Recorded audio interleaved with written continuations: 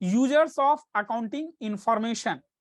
अब कौन कौन से ऐसे पार्टीज है जो अकाउंटिंग इंफॉर्मेशन के लिए इंटरेस्टेड होते हैं। तो वैसे अगर देखा जाए तो जो अकाउंटिंग इंफॉर्मेशन है ये वेरियस टाइप्स के ग्रुप्स हैं जिनके द्वारा ये अकाउंटिंग इंफॉर्मेशन को यूज किया जाता है। ठीक है, जो भी बिजनेस इंटरप्राइजेस से जुड़े हुए लोग हैं वो अकाउंटिंग इंफॉर्मेशन को क्या करते हैं, यूज करते हैं। तो अब इस तरह की चीजों को सेटिस्फाई करने के लिए यानी उस इंफॉर्मेशन को जो लोग यूज करते हैं उसको दो कैटेगरी में बांट दिया गया है। एक तो है इंटरनल यूजर और दूसरा जो है हमारा वो है एक्सटर्नल यूजर। तो इंटरनल यूजर कौन होते हैं? इंटरनल यूजर वैसे पर्सन होते हैं या वैसे लोग होते हैं जिनका कि डायरेक्ट इंटरेस्ट बिजनेस इंटरप्राइजेस से जुड़ा हुआ होता है, जैसे कि ओनर्स हो गए, मैनेजमेंट के लोग हो गए, इंप्लॉइज हो गए। ये लोग क्या होते हैं, इंटरनल यूजर के कैटेगरी में आते हैं, बिकॉज इनका जो इंटरेस्ट है वो डायरेक्टली क्या होता है, जुड़ा हुआ होता है। तो वन बाय वन कर करके मैं इसको भी एक्सप्लेन कर रहा हूं कि ओनर्स कौन होते हैं, मैनेजमेंट के लोग कौन होते हैं, इंप्लॉइज कौन होते हैं। तो ओनर्स हम लोग वैसे लोगों को ओनर्स कहेंगे जिन्होंने की इन्वेस्टमेंट किया हुआ है, जिन्होंने की अपने बिजनेस में कैपिटल लगाया हुआ है। तो जाहिर सी बात है वो प्रॉफिटेबिलिटी के बारे में जानना चाहेंगे कि हमारा बिजनेस प्रॉफिट में जा रहा है या नहीं जा रहा है। फाइनेंशियल साउंडनेस के बारे में वो जानना चाहेंगे कि फाइनेंशियल पोजीशन हमारे बिजनेस का क्या है। साथ ही वो ये भी जानना चाहेंगे कि प्रॉफिट हमारा ईयर टू ईयर इंक्रीज हो रहा है या डिक्रीज हो रहा है। अगर इंक्रीज हो रहा है तो उसके रीजंस क्या है, डिक्रीज हो रहा है तो उसके रीजंस क्या है। ठीक है, फिक्स्ड एसेट की वैल्यू क्या है, floating asset of the business हमारा क्या है। तो इस तरह के इंफॉर्मेशन की रिक्वायरमेंट होती है ओनर्स को, और ये इंफॉर्मेशन अकाउंटिंग के द्वारा क्या होता है, प्रोवाइड किया जाता है। जो नेक्स्ट हमारा पॉइंट है वो है मैनेजमेंट का।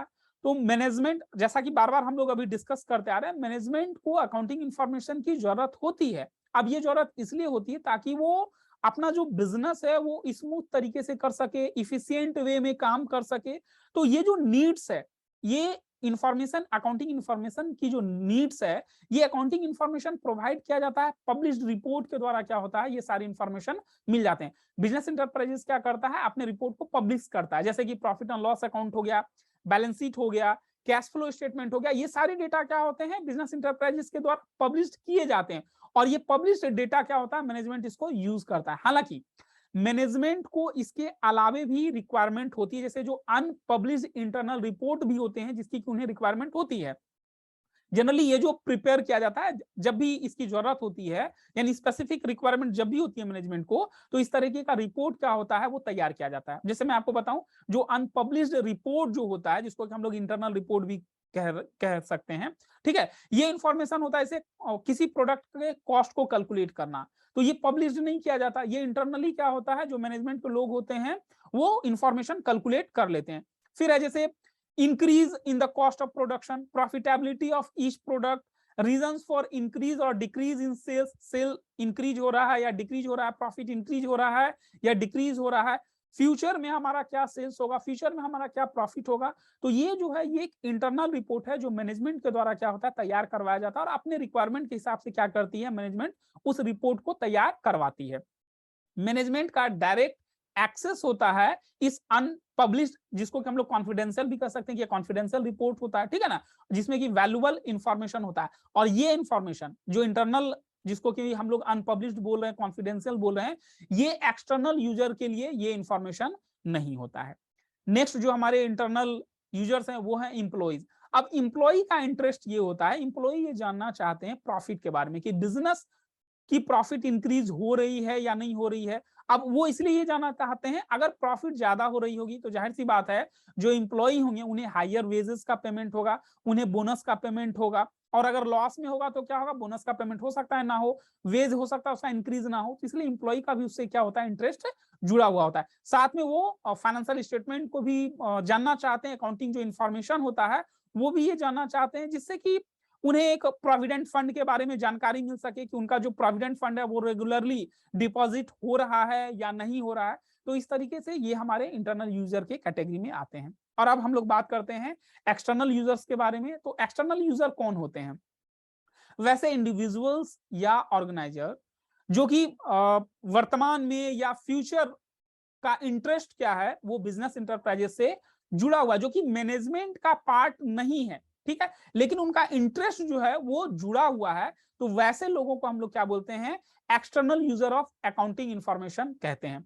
अब उनका जो एक्सेस है वो इंटरनल या अनपब्लिश्ड रिपोर्ट में नहीं होता, जैसा कि मैंने अभी अब इंटरनल यूजर के केस में मैंने आपको बताया कि इंटरनल के केस में क्या होता है कि मैनेजमेंट अपनी स्पेसिफिक रिक्वायरमेंट के हिसाब से रिपोर्ट क्या होता है तैयार करवा लेती है। तो वो जो सारे रिपोर्ट्स होते हैं जिसको हम लोग इंटरनल या कॉन्फिडेंशियल रिपोर्ट कहते हैं या अनपब्लिश्ड रिपोर्ट होते हैं, उनमें क्या होता है उसका एक्सेस एक्सटर्नल यूजर नहीं कर सकते हैं। ठीक है, एक्सटर्नल यूजर जो एक्सेस करते हैं, जो पब्लिश डेटा होता है उसे ही वो लोग क्या करते हैं, एक्सेस कर सकते हैं, जैसे कि प्रॉफिट एंड लॉस अकाउंट हो गया, बैलेंस शीट हो गया, कैश फ्लो स्टेटमेंट हो गया। तो ये सारे स्टेटमेंट एक्सटर्नल यूजर क्या करते हैं, अपने अपने हिसाब से क्या करते हैं उसको यूज करते हैं। एक्सटर्नल यूजर जैसे कि इन्वेस्टर्स हो गए, क्रेडिटर्स हो गए, लेंडर्स हो गए, गवर्नमेंट ईटीसी, ये सारे क्या होते हैं, एक्सटर्नल यूजर के कैटेगरी में आते हैं। तो अब अगर हम लोग बात करें एक्सटर्नल यूजर की, तो एक्सटर्नल यूजर में और भी है, मैं आपको कुछ और एक्सप्लेन कर देता हूं।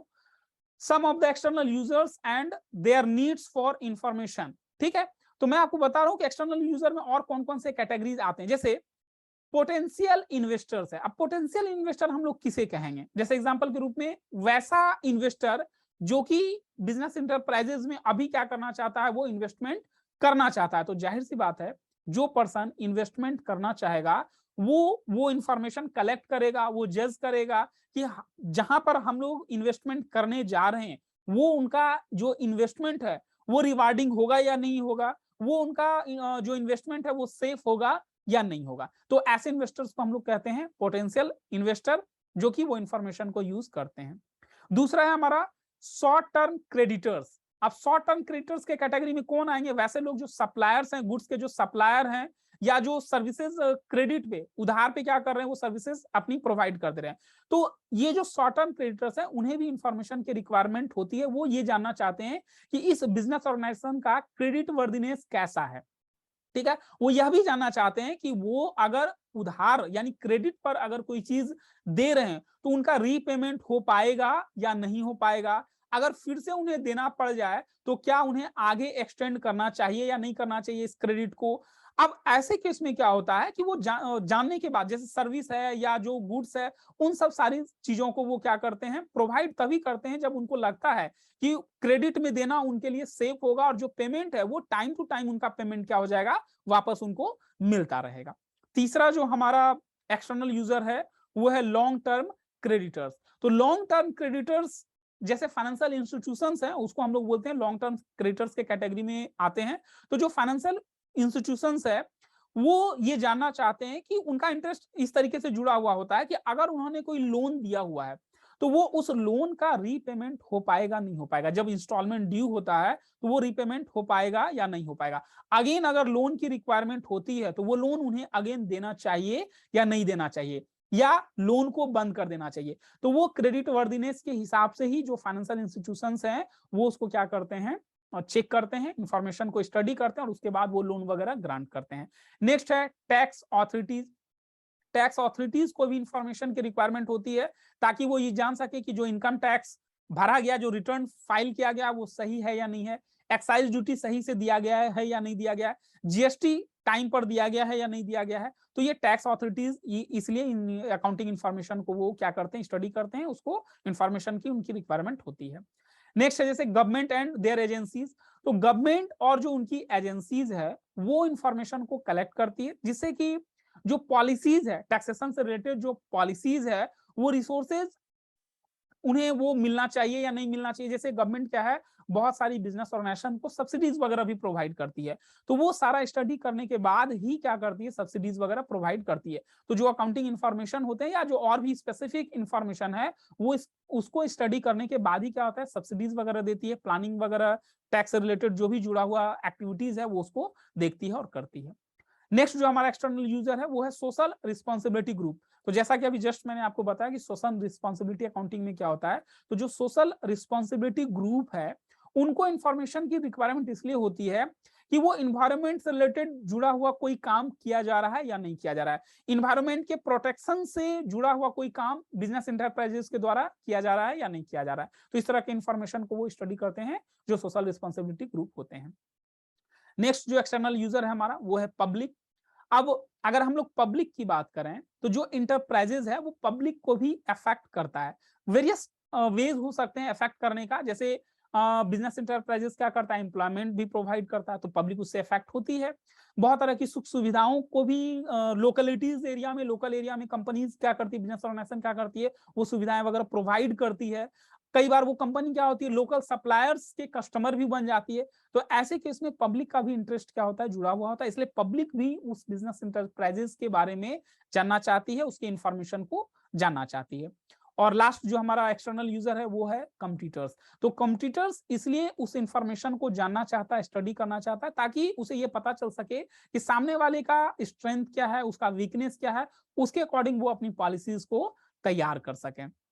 तो एज एन इंफॉर्मेशन सिस्टम जो अकाउंटिंग प्रोसेस है वो इंफॉर्मेशन क्या करता है, प्रोवाइड करता है। जितने भी यूजर्स होते हैं सारे यूजर को, चाहे वो इनसाइडर हो या आउटसाइडर हो बिजनेस इंटरप्राइजेस के, सबको वो क्या करता है, इंफॉर्मेशन प्रोवाइड करता है। और ये इंफॉर्मेशन हेल्प्स करता है यूजर को बहुत तरह के जो डिसीजंस लेने होते हैं, उस इंफॉर्मेशन के बेसिस पर यूजर्स क्या करते हैं, वो डिसीजन मेकिंग का काम करते हैं। और ये इंफॉर्मेशन फिर क्या होता है, कम्युनिकेट जो किया जाता है वो अलग अलग तरीके से, जैसे कि फाइनेंशियल स्टेटमेंट के जरिए क्या होता है, कम्युनिकेट किया जाता है। फाइनेंशियल स्टेटमेंट कई बार मैं आपको बता चुका हूं, जैसे प्रॉफिट एंड लॉस अकाउंट है, बैलेंस शीट है, फंड फ्लो स्टेटमेंट है, कैश फ्लो स्टेटमेंट है। तो इसके जरिए क्या होता है, जो अकाउंटिंग इंफॉर्मेशन है वो कम्युनिकेट किया जाता है।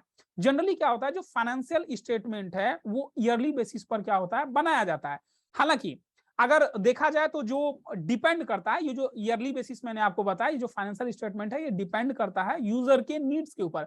अगर यूजर को रिक्वायरमेंट होती है भाई क्वार्टरली चाहिए या हाफ ईयरली चाहिए, तो वैसे बेसिस पर भी क्या होता है, फाइनेंशियल स्टेटमेंट तैयार किया जा सकता है या किया जाता है। ठीक है, जैसे एग्जाम्पल के रूप में मैं आपको बताऊं, जो सेल्स मैनेजर है उसकी जो रिक्वायरमेंट होगी वो मंथली बेसिस पर इवन हो सकता है, वो वीकली इंफॉर्मेशन जानना चाहेंगे सेल्स के बारे में।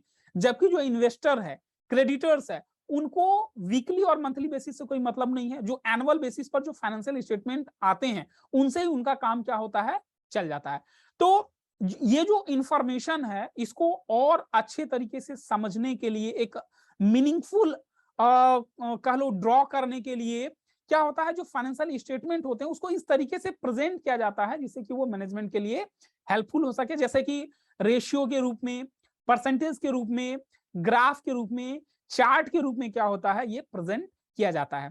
तो ये पार्ट 2 हमारा था। अभी एक पार्ट और आएगा, जो चैप्टर 1 है हमारा, इसका एक पार्ट अभी और आएगा। 2 पार्ट कंप्लीट हो चुके हैं और जब तीसरा पार्ट आ जाएगा तो आपका ये चैप्टर 1 क्या हो जाएगा, कंप्लीट हो जाएगा। तो अब तक की जो पढ़ाई हो चुकी है, अब तक में आप क्या है, what is accounting, characteristics of accounting, features of accounting, objectives of accounting, functions of accounting, इन सारे क्वेश्चंस के जवाब आप इजीली इस वीडियो को देखकर दे सकते हैं। तो अगर आपको ये वीडियो अच्छा लगता है, आपको ये वीडियो समझ में आता है, तो आप इस वीडियो को लाइक करें, शेयर करें, सब्सक्राइब करें। अगर आपको वीडियो देखने के बाद मन में कुछ क्वेश्चंस अराइज होता है तो आप कमेंट सेक्शन में अपने क्वेश्चन को डाल सकते हैं। कमेंट सेक्शन में आप बता सकते हैं कि आपको इसके अलावा और क्या रिक्वायरमेंट है या आप और क्या जानना चाहते हैं। उसके अकॉर्डिंग मैं आपको ये वीडियो बना करके यूट्यूब पे मैं अपलोड कर दूंगा। Thank you very much.